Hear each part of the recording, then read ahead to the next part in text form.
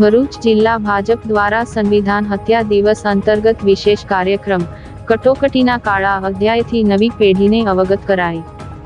ભારતીય લોકશાહીના ઇતિહાસના કાળા અધ્યાય સમાન કટોકટી લાગુ થયાને 25 જૂનના રોજ 51 વર્ષ પૂર્ણ થતાં ભરૂચ જિલ્લા ભાજપ દ્વારા તપોવન આશ્રમ ખાતે સંવિધાન હત્યા દિવસ કાર્યક્રમનું આયોજન કરવામાં આવ્યું હતું। આ વિશેષ પ્રસંગે ઉપસ્થિત મહાનુભાવોએ કટોકટીના સમયગાળામાં લોકશાહીના હનન અંગે વિસ્તૃત માહિતી આપી હતી।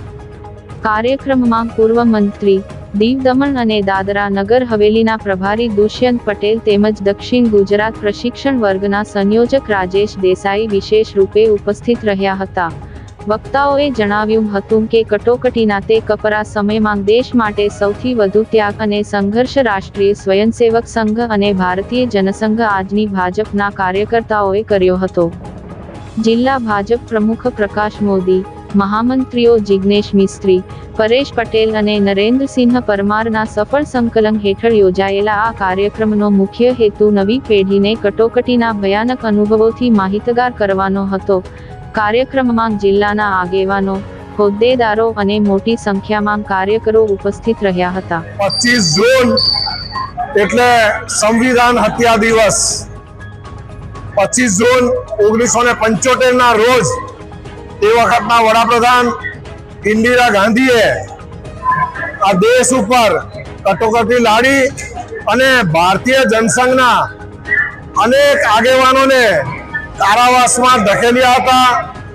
એમાં શ્રદ્ધેય અટલ બિહારી વાજપેયીજી, ડોક્ટર મુરલી મનોહર જોશી, લાલકૃષ્ણ અડવાણીજી, જ્યોર્જ ફર્નાન્ડીસજી અને બીજા સેંકડો લોકોને કારાવાસમાં ધકેલ્યા। વાણી સ્વાતંત્ર્ય, પત્રકાર આ તમામ ઉપર પ્રતિબંધ લાદી દીધો। પ્રેસની વીજળી પણ કાપી નાખી। ન્યાય તંત્ર ઉપર પણ પ્રતિબંધ લાદી દીધો। એ રીતના અનેક પ્રતિબંધો તે વખતે લાદ્યા હતા અને એ રીતે આ કાળા કાયદા તરીકે એની પ્રજાએ ઘોષણા કરી હતી। સતત 21 માસ સુધી આ કટોકટી કાળ રહ્યો। પ્રજાએ અનેક યાતનાઓ સહન કરી અને અંતે પ્રજાએ જે ચૂંટણી માંગી અને 1977માં ચૂંટણી થઈ।